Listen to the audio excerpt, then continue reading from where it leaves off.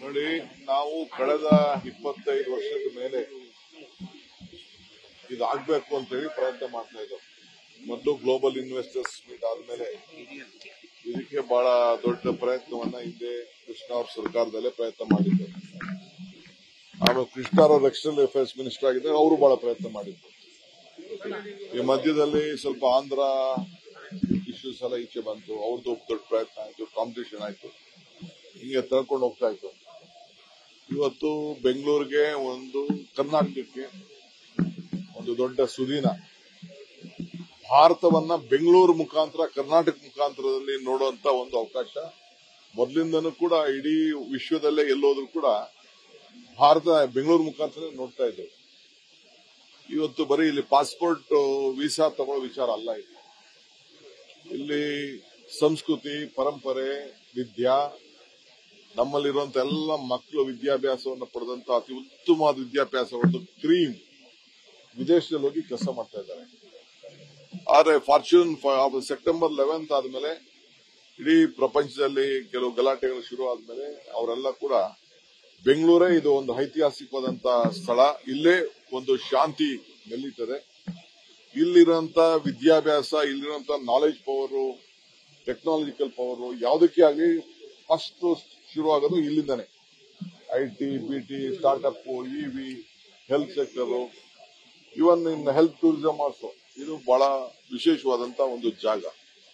Banking sector ಇವತ್ತು ಕೂಡ ಮಹಾರಾಷ್ಟ್ರ ಆದ್ಮೇಲೆ ಬಾಂಬೆ ಕಳೆದ ಮೇಲೆ ನೆಕ್ಸ್ಟ್ ಇಡೀ ದೇಶಕ್ಕೆ ಅತಿ ಹೆಚ್ಚು ಎಕ್ಸ್ಪೋರ್ಟ್ಸ್ ಟ್ಯಾಕ್ಸ್ ಕೊಡ್ತಾ ಇರೋದು ನಾವೇನೆ. About 40% of the export tax is from Bangalore.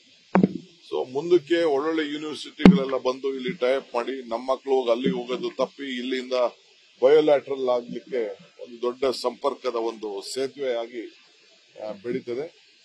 ಇದು ಬರೀ ಕರ್ನಾಟಕಕ್ಕೂ ಸೇತುವೆ ಅಲ್ಲ, ಭಾರತಕ್ಕೂ ಬೆಂಗಳೂರಿನಲ್ಲಿರುವಂತಹ ಒಂದು ಸೇತುವೆಗೆ ಇದೊಂದು ಆಗ್ತದೆ. ಅದಕ್ಕೆ ನನಗೆ ಏನೇ ಕೆಲಸ ಇದ್ರು ಕೂಡ ಇದನ್ನ ಇವತ್ತು ಮಟ್ಟಕ್ಕೆ ಮಾಡಿ ಸರ್ಕಾರದ ಪರವಾಗಿ ನಾನು ಬಂದು ಇದನ್ನು ಪ್ರತಿನಿಧಿಸಬೇಕು ಅಂತ ಹೇಳಿ ಬಂದು ಈ ಒಂದು ಪವಿತ್ರವಾದಂತಹ ಐತಿಹಾಸಿಕವಾದಂತಹ ಪ್ರಾರಂಭದಲ್ಲಿ ಉದ್ಘಾಟನೆಯಲ್ಲಿ ಪಾಲ್ಗೊಂಡಿದ್ದೇನೆ. ನಾನು ಅಮೆರಿಕನ್ ಅಂಬಾಸಿಡರ್ಗೆ ಮತ್ತು ದೇಶದ ಜೈಶಂಕರ್ ಅವರು ಕೂಡ ನನಗೆ ಬಹಳ ಸಂತೋಷ ಆಯಿತು. ಜೈಶಂಕರ್ ಅವರ ತಂದೆ ಇಲ್ಲೇ HAL ಅಲ್ಲಿ ಅವರು ಚೇರ್ಮನ್ ಆಗಿದ್ದಂತೆ. ಇಲ್ಲೇ ಅವರು ನಮ್ಮ ಕರ್ನಾಟಕದಲ್ಲೇ ಹಿಂದೆ ಕೆಲಸ ಮಾಡಿದಂತ ಇತಿಹಾಸ, ಕಾಲೇಜು ಶಾಲೆಗೆ ಹೋಗಿದ್ದಂತ ಇತಿಹಾಸ ಕೂಡ ಅವರು ನೆನಪು ಮಾಡ್ಕೊಳ್ತಾ ಇದ್ರು. ಸೊ ಬಹಳ ಜನ ಪಾರ್ಲಿಮೆಂಟ್ ಮೆಂಬರ್ಸ್ ಎಲ್ಲ ಇಲ್ಲಿಂದ ಕೂಡ ಹೋರಾಟ ಮಾಡ್ಕೊಂಡು ಬಂದಿದ್ದಾರೆ. ಇವತ್ತು ಎಲ್ಲದಕ್ಕೂ ಕೂಡ ಇವತ್ತು ಸಕ್ಸಸ್ ಸ್ಟೋರಿ ಆಗಿದೆ. ನಮ್ಮ ITBT ಮಿನಿಸ್ಟರ್, ನಮ್ಮ ಇಂಡಸ್ಟ್ರೀಸ್ ಮಿನಿಸ್ಟರ್ ಅವರು ಕೂಡ ಎಲ್ಲ ಬಹಳ ಒತ್ತಾಯ ಮಾಡಿ ಗ್ಲೋಬಲ್ ಇನ್ವೆಸ್ಟರ್ಸ್ ಮೀಟ್ ಕೂಡ ನಾವು ಮಾಡ್ತಾ ಇದ್ದೀವಿ. ಸೊ ಬೆಂಗಳೂರಿಗೆ ಬಹಳ ದೊಡ್ಡ ಭವಿಷ್ಯ ಇದೆ. So brand Bengaluru, brand Karnataka, brand India. Sir, Belagavi ಹೋಗ್ತಾ ಇದ್ದೀರಿ ಸರ್, ಸುಜಲ್ ಅವರು ಕೂಡ ಬರ್ತಾ ಇದ್ದಾರೆ, ಬಂದಾಯ್ತು. ಕಾರ್ಯಕ್ರಮ ಹೇಗೆ ಲಘು ಪ್ರವೇಶಿಸುತ್ತೆ? ಜೈ ಬಾಪು, ಜೈ ಭೀಮ್, ಜೈ ಸಂವಿಧಾನ ಕಾರ್ಯಕ್ರಮ ನಡೀತದೆ. ಎಲ್ಲ ಸಿದ್ಧತೆ ಎಲ್ಲ ಈಗಾಗಲೇ ನಾವು ಪ್ರಾರಂಭ ಮಾಡಿದ್ದೇವೆ. ಇದು ದೇಶಕ್ಕೆ ಒಂದು ದೊಡ್ಡ ಸಂದೇಶ. ಈ ದೇಶದ ಸ್ವಾತಂತ್ರ್ಯದ ಹಿನ್ನೆಲೆಯಲ್ಲಿ 100 ವರ್ಷ ಆಗಿದೆ. ಮಹಾತ್ಮ ಗಾಂಧೀಜಿಯವರು ನಾಯಕತ್ವವನ್ನು ವಹಿಸಿಕೊಂಡು ಅದರ ಒಂದು ಸಂದರ್ಭ ಮತ್ತು ನಾವು ಗಾಂಧೀಜಿಯವರ ಪುತ್ಥಳಿ ಕೂಡ ಅವತ್ತು ಉದ್ಘಾಟನೆ ಆಗ್ತಾ ಇದೆ. ಒಂದು ದೊಡ್ಡ ಸಮಾವೇಶ ಕೂಡ ನಡೀತದೆ. ಎಲ್ಲಾ ಸಿದ್ಧತೆಗಳು ಕೂಡ ಈಗಾಗಲೇ ನಾವು ಮಾಡ್ತಿದ್ದೇವೆ. ಸರ್, ಕೆಪಿಸಿಸಿ ಅಧ್ಯಕ್ಷ ಬದಲಾವಣೆಗೆ ಒತ್ತಾಯ ಮಾಡ್ತಾ ಇರಲ್ಲ, ಕೆಲವು ಬೀಗ ಬೀಳುತ್ತಾ ಅಂತ ಸರ್? ನೋಡಿಯಪ್ಪ, ನಾನಂತೂ ಯಾವುದಕ್ಕೂ ಯಾವ ಸ್ಥಾನಕ್ಕೂ ಹುಡ್ಕೊಂಡು ಹೋಗೋದಿಲ್ಲ. ಇದು ಹುಡ್ಕೊಂಡು ಹೋಗೋದು ಸಿಗೋ ಸ್ಥಾನಗಳಲ್ಲ. ಇದು ಯಾರಿಗೆ ಆಗಲಿ ಆಫರ್ ಮಾಡಬೇಕು. ಅವರಲ್ಲಿರೋ ನಾಯಕತ್ವದ ಗುಣ, ಸಂಘಟನೆ ಗುಣ ಗಮನದಲ್ಲಿಟ್ಕೊಂಡು ಆಫರ್ ಮಾಡ್ತಾರೆ. ಇದು ನಮ್ಮ ಪಾರ್ಟಿ, ಬೇರೆ ಪಾರ್ಟಿ ಕತೆ ನನಗೆ ಗೊತ್ತಿಲ್ಲ.